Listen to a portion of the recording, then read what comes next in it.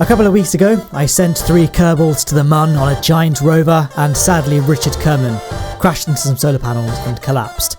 I since sent an SSTO to Ilu, a mission that took 82 years, and upon return we can see that Richard Kerman is still face down in the lunar soil, which means that he probably needs some help. And the rover itself has no means of getting its crew back to the surface of Kerbin, so we need to come up with a solution. This is kind of like a semi-Blunderbirds, as in like I clearly stranded the Kerbal there. So it's like a Blunderbirds light episode. But I thought that rather than just the normal Blunderbirds, in that, you know, Jebediah or whoever goes down to the surface, gets the Kerbal up, and the Kerbal that needs to be rescued will walk their way into the ship and they all fly back. This time I don't think that's going to work, because Richard Kerman is unconscious. He hasn't moved for 82 years. Plus a little bit extra in the time I spent, developing the Ultimatum SSTO.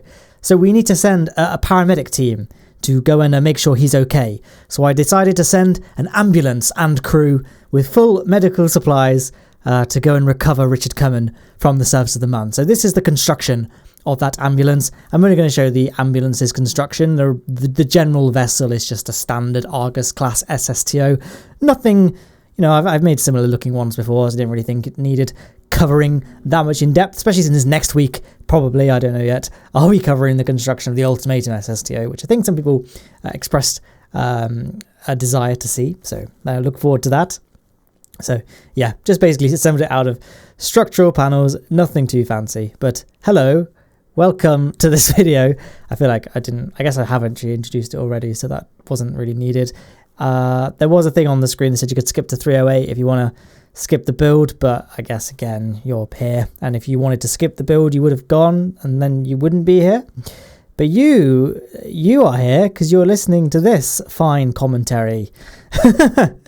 So yeah, I don't really know what I used as muse. It doesn't really look that ambulance-y, but it looks, I don't know, it looks more ambulance-like than say a normal rover, which, we need to just have a little moment of silence and say, because it's very sadly, the Opportunity rover on Mars was lost this week. So that was pretty sad. Yesterday was the last day, the last chance NASA had of waking it up and saving it for the Martian winter.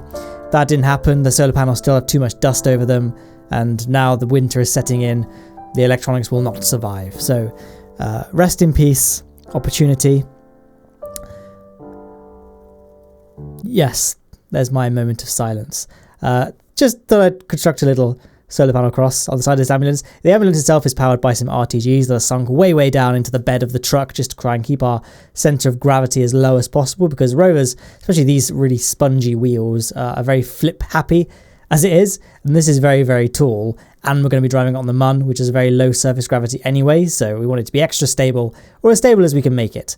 So that's the construction of that. There it is in its cargo bay, but we can now fast forward to the aircraft on the runway, which I haven't actually given a name. I kind of dubbed it the Argus Light, because it looks a lot like the original Argus, but a bit more sort of refined and fine-tuned, although ironically it has more Delta V. So I guess that goes to show how I've improved as a builder since the original Argus, all the way back in 2015. Yeah, getting a bit emotional as we fire up the 6 rate. I was like, is it really only 6? But I guess I'm so used to working on massive SSTOs, it seems suddenly weird to go back to one with only 6 Rapier engines. 2 nuclear engines, a little bit overkill for most missions, but it's good to have a little bit of extra TWR for Mun landings, because we're going to be using all of our oxidizer for our ascent. We don't have much oxidizer. As you can see, I probably could have built this thing a little bit better. I initially had all the oxidizer tanks filled completely and realized I had way too much. And the wings and all that are very finely adjusted and attached to the oxidizer tanks, and so I felt like it would be too much effort. Because I'm lazy, I felt like it would be too much effort to take the wings off and replace the oxidizer tanks. I thought, let's just drain half the oxidizer and we'll go from there. I did forget to remove the monopropellant. I just now have realized that as well. So if you download this graph from the description, you can make those changes if you so wish. In terms of the flight plan, there isn't really much to it, just gathering as much speed as we can at sort of surface level, getting to about 450 meters per second, at which point the Rapiers gain their maximum available thrust, and then we start pitching up fairly aggressively, but also maintaining a somewhat shallow angle of attack to preserve our aerodynamic aerodynamicness. And then we're just going to carry on coasting our way, getting as much speed as we can whilst we still have air for the rapiers to use. And then once we start to lose a bit of speed, we'll begin pitching up and switch over to the chemical closed cycle mode of the rapiers and force our apoapsis nice and high, because it's going to take a little while to circularize with the nuclear engines, given the fact that their TWR is quite low. So we'll get as much altitude as we can whilst we still have some somewhat powerful rocket engines. There we go, all depleted now, but our apoapsis is nice and high, and our periapsis is pretty high as well, so we can easily circularize. I managed to get this done first time, actually.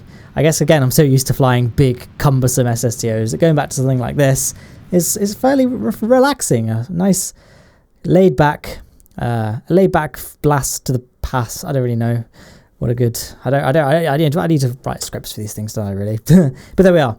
In orbit, near enough. Just need to coast along to our apoapsis and then do our final circularization burn, which will be happening momentarily. And now we're out of the atmosphere, we can engage time warp, get ourselves swung around to apoapsis, point prograde, and initiate our burn.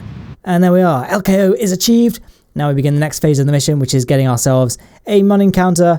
Just went for something quick and dirty. Didn't need to go for exactly equatorial because the rover is not quite, as in Richard Kerman is next to the rover, he's not quite on an equatorial location. So we're going to do a slight slant to our MUN orbit to ensure that at some point we pass over the rover, and then we'll initiate our descent once we're on a point where the rover is going underneath us.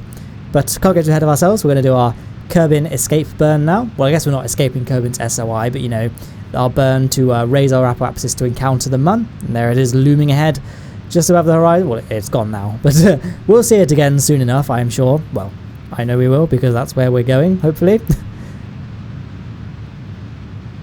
And there we go. Boom. Nice and low periapsis. I went for about 15 kilometers just to ensure we'd be nice and high over the mountains, although MUN's terrain is fairly flat. It's not like Minmus in that it has really, really tall mountains. I mean, it does, I guess, but its size is quite big, so comparative to its overall diameter, its terrain doesn't fluctuate too much. It's only really at the poles and at certain points that you get really big mountains on the MUN. Goodbye, Kerbin. Hello, MUN. We can time warp our way down to our periapsis to initiate our circularization burn. But it's only going to cost us a mere 279 meters per second, which, as you can see, we've got just over 3,500. So we've got plenty of Delta V at our disposal. I mean, really, this thing is completely over-engineered for a simple MUN mission, but, you know, I quite like the Argus classes being somewhat capable of other tasks, should they be required to do so. So we're actually going to switch to Richard Kerman now, just to ensure that we can line him up underneath our orbit. As you can see, he's still dead to the world. Hopefully not literally, but at least in his current state he is. So we're going to just time warp. I was going to do it on the daylight side just for the sake of the video looking, you know, visible, because KSP on the dark side of celestial bodies is quite dark, unsurprisingly, but it's very dark anyway, and YouTube's like compression algorithm for videos makes them much darker when they're on the site. So I thought, I try and make videos as bright as I possibly can to sort of counteract all of these points. So we're going to do a very rough maneuver node just to get ourselves on a kind of vague trajectory that we need, and we can do some fine tuning on the way down. Obviously, it's not a huge problem, us needing to get particularly close, unlike most Blunderbirds episodes, because we have ambulance, which, you know, has ambulation, as the name would imply, so we can drive our way over to Richard Kerman. So there we are, Jeb and Bob giving themselves a little, you know, nod to each other as they initiate their descent. And there is Richard Kerman. So obviously we don't know what's wrong with him. He is stuck in space. We don't want to expose him to too much radiation because, you know, generally the surface of the moon and space in general has very, very low radiation. This is a known fact. But the nuclear engines, on the other hand, they have pretty high radiation. So we don't want to get too close, you know, don't want to contaminate him and, you know, disrupt his low radiation environment. There's our touchdown. I slowed down the footage a little bit just so it doesn't look like I'm just slamming it down too fast. It wasn't the most graceful landing and we ended up rocking backwards a bit. This thing isn't actually too back heavy though. If we can propel ourselves forward a little bit and nose down with SAS, you can see we can get ourselves nice and stable.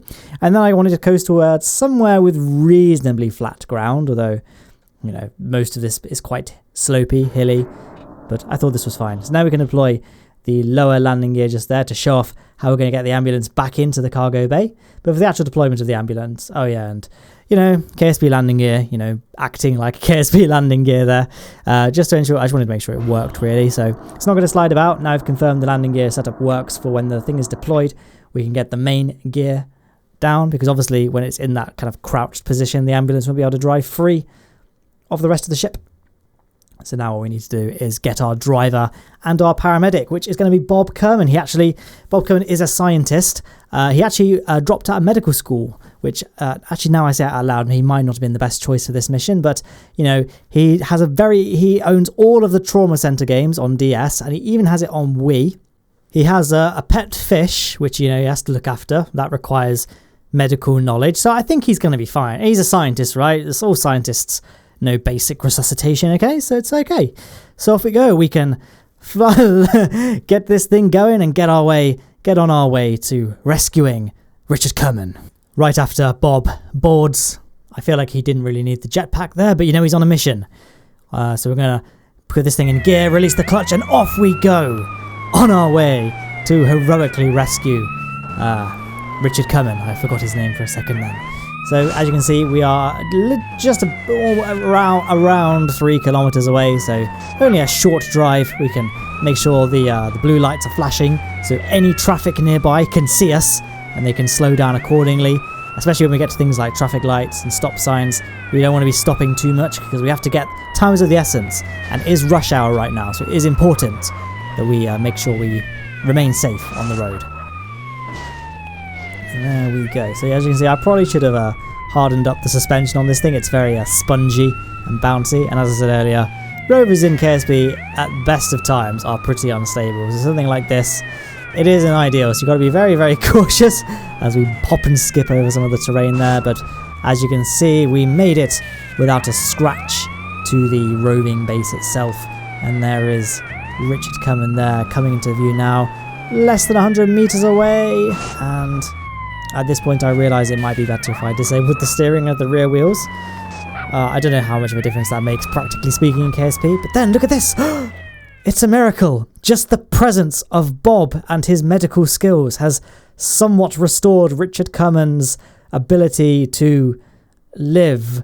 As you can see, he is kind of in this weird like contorted position. He doesn't look healthy. Alright, I do concede there is work to be done here, so it's a good thing we have the medical supplies in the back of the ambulance, but it's a good start so far.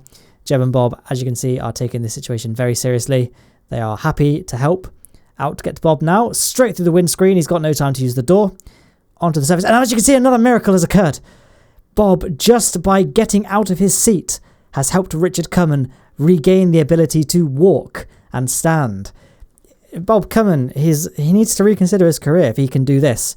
So we can open up those stock doors, which I made using the Communitrons. And Richard Kerman even has the ability to climb into the thing, which is just as well, because stock KSP Kerbals have to move around themselves. They can't be carried. So he's going to get into the patient's chair.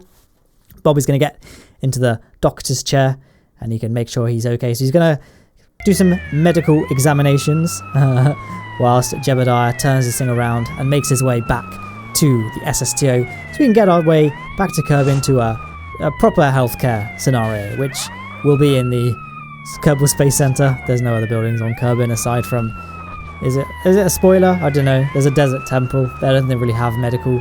They're not qualified medical professionals there. It's not a suitable place to take him. So off we go. Jebediah making sure to do a nice smooth ride to ensure that Bob can perform any delicate surgeries or patching up wounds without being too disturbed. And as you can see, it's a nice gentle trundle all the way back to the SSTO, which is only 2.5 kilometers away. We can probably skip ahead a little bit. You kind of think you can get the gist of what the rest of this drive will look like. Let's just skip ahead to arriving at the aircraft, which is there. Bill Kerman been making sure things are running tickety-boo whilst we've been getting Richard Kerman. And there we are. So this is how we get the ambulance back into the cargo bay. First of all, Jebediah is going to do a nice smooth turnaround and back it up to just before the front landing gear. As you can see, we have the docking port on the roof, so that's how it's going to reattach to the cargo bay. because we're not going to do the thing that I sometimes do with rovers, which is just abandon them on the surface of the Mun. We're going to be getting it back because we need to continue treating Richard Kerman on the way back. So he's going to stay inside the ambulance, as is Bob, but Jebediah obviously needs to fly this thing. We don't quite trust Bill just yet. So now we need to get this thing, well, I should say, now we need to get this thing docked with the ambulance, or get the ambulance docked with it. So first of all, we're going to initiate the crouch. Use action group 5, I think it is. It deploys the cargo bay, but also the rear wheels, just to make sure it remains level on the surface. And then we're going to do some quick sort of adjustments, because it started to slide a little bit. So we should quickly do some adjustments for the ambulance's alignment. And then when we're ready, we're going to hit action group 9, which deploys the air brakes, which also make for great kickstands. And there's the docking ports lining up, and beautiful. First try. And now the ambulance is all on board. We can retract those air brakes again.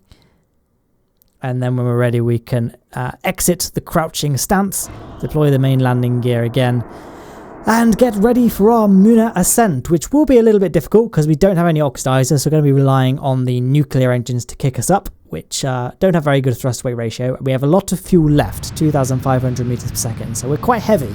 But we've got 4 nuclear engines, so if you get it right, you can get up without too many problems. Ascending it in this location does pose an additional challenge that we have to clear the edge of this crater. I believe this is the east far side crater biome. So, oh, there's the weird lighting glitch when you're in physics range of another craft, but that fixes itself. So just going to be a nice little room, no room for error there. Oh, you can even see the shadow. And then we had this like really cool like little bit of terrain just here. We had a Wahneta mountain range. It's a shame that the ambulance doesn't have any windows, or at least the cargo bay doesn't have any windows, because this is a nice little, you know, view. I might take like I'm thinking about making like a dune buggy or something and taking it there and exploring these mountains, because this make like that'd be quite a cool place to explore, I would have thought. I don't know.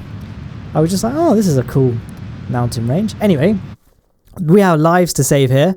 Richard Kerman's only halfway back, so we need to circularize our Mun orbit and get ourselves a Kerbin periapsis. Now, we probably could circularize with nuclear engines, but honestly, I couldn't be bothered. I just decided to aerobrake, and especially if you're using this craft to do like a Juna or Ike or Gilly or somewhere else mission, essentially, you may not have enough fuel to burn with the engines alone, so we're going to be doing an aerobrake. We're going for a periapsis. I'm going to aim for a Kerbin periapsis of about between 45 and 50 kilometers. This thing is pretty resilient to heat, but the nose cone at the very front of the ship is quite prone to exploding. So we want to make we don't want to be too liberal with the height of our periapsis, basically. We want to be a little bit conservative. So we're going to do more than one aerobrake to get our apoapsis down to a desired height. And then we're going to, we're going to aim for the KSC runway after that. So here comes our Mun escape. Well, I guess I say here it comes. We're doing it now. There it goes. And then we're going to go to the map screen here and just keep an eye on the Kerbin periapsis there on the map screen, just so we can get it at the right height. So we're going to be very careful now, nice and carefully. In the end, I went for 47,500 kilometers, 47,500 meters, I should say, above the surface, which will provide us with enough air resistance to slow ourselves down sufficiently, but not so much that we'll risk exploding from overheating. And we don't need to do any crazy spin maneuvers either. I mean, you could be way more liberal with the height of your periapsis if you were willing to do some spinning, but it's a bit unrealistic, bit naff. It's kind of looked down upon, it seems, as well these days. And also, like, we don't want to disturb Bob, who's probably hard at work operating on Richard Kerman in the back right now. So we want to make sure that they are as, smooth as possible for the descent. A little bit of temperature gauge there, so that's why I'm keeping the nose pitched up quite high, just because the further kind of prograde we point, the more heat that nose cone has been exposed to. You can see that temperature gauge keeps on, teasing us there. We can just pitch up again and it disappears. So that's kind of the part to watch when you're re-entering the atmosphere with this particular craft. So now we're out of the atmosphere. We're going to do one final aerobrake before our apoapsis, I should say, is low enough that we can perform a quick circularization burn so we can get ourselves on a trajectory that lines us up better with the Kerbal Space Center. It's always satisfying when you do these missions and you just happen to line up with the Kerbal Space Center and when you can just pretend that that's what your plan was the whole time and you're just that good at the game. in reality, it's just like, oh, that's good. We can kind of line up with a Kerbal runway just from aerobraking. It's like happened to me about like once or twice. I remember the comments are saying things like, wow, that's amazing. How did you do that? And I'm like, oh, I'm just that good at the game, mate. In reality, it's like, it's complete luck whether or not it works. By the way, I don't think I did say that. I'm not that arrogant. I don't like to give... I know people think I'm being arrogant or something in my commentaries. I really try not to be. I think it's just... I guess I just have that personality. But anyway, here we are. Excellent. I used the mod better time warp just to initiate faster physics warp because we were like 50 kilometers above the atmosphere, above the surface, and we had ages to wait to get to the Kerman line. So I used the times 30 physics warp, which is not advisable in a lot of situations because the Kraken often rears its head when you do fast physics warp. But in those situations where we're just pointing prograde through the thin part of the atmosphere, coasting away to orbit, it doesn't really make. We haven't got too much to worry about, basically. So going for a very rough Kerbal Space Center encounter here. You don't have to be too accurate because we can do some gliding. We have a lot of fuel left over as well. We have over 2,000 units of liquid fuel left, so we can do some powered flight as well if we overshoot or undershoot the runway. Although on this occasion we ran into... Well, we didn't run into many problems at all. There was one major glitch that happened, which you will see as and when we get there. Bill and Jeb, are enjoying themselves immensely. Hopefully Bob and Richard are also having fun, though we can't actually see them on IVA view because they're busy in the back, I assume. Hopefully they haven't died from overheating because the ambulance really doesn't have the same thermal protection as the cockpit, but I'm sure it's fine. So there's the Kerbal Space Center runway. I am going to overshoot it quite massively, so then I started doing some very high G-force banking. Luckily Kerbals don't black out from G-force, we're okay. Hopefully Jebediah remembered to do a quick shout to the back to let the people in the ambulance know to brace. They'll be fine, I'm sure. They'll be fine. Then we had a bit of a glitch here. This is why I refuse to play hardcore mode and why I think that quick saving is something that people shouldn't look down upon, as it's very necessary. Because look at this. The landing gear is just glitched out completely. It's all these weird janky angles. So I thought, well, maybe we can still land with the landing gear in this dumb position. Let's try. And it went about as well as you might expect. So when you get those sort of landing gear problems, you just have to restart the game and then reload. So my latest quick save was a little bit higher than where we are now, but I thought let's just start from here because the maneuver I did was basically exactly the same. I overshot again and I had to do another high G-force bank. So this time we're going to throttle up the engines. As you can see, the landing gear is all fixed. A gentle little touchdown, deploy the brakes. I could have sworn I added parachutes to this thing. I remember adding drogue chutes in the vehicle assembly building, space plane hangar I should say, and they don't seem to be here. So maybe I accidentally deleted them or something, not sure.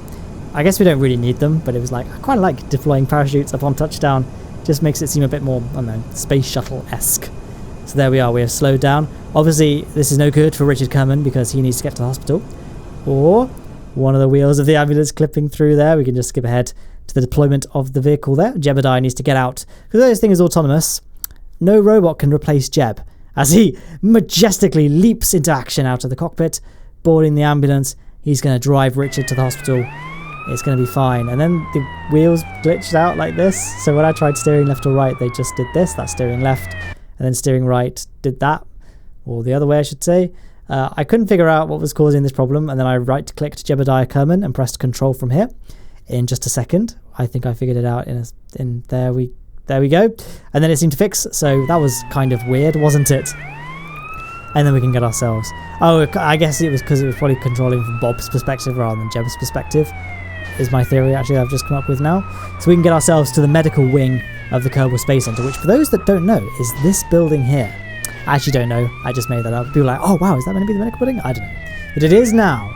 And I'm making this cannon. I'm forcing cannon as Jebediah gracefully pulls up. He's never been that great at parallel parking. And Richard Kerman can climb out of the wreckage of the ambulance, forcing Bob out of the way, who's done a marvellous job in fixing him. He can run up to the doors of the hospital where he can receive real medical treatment, although he seems to be doing pretty well.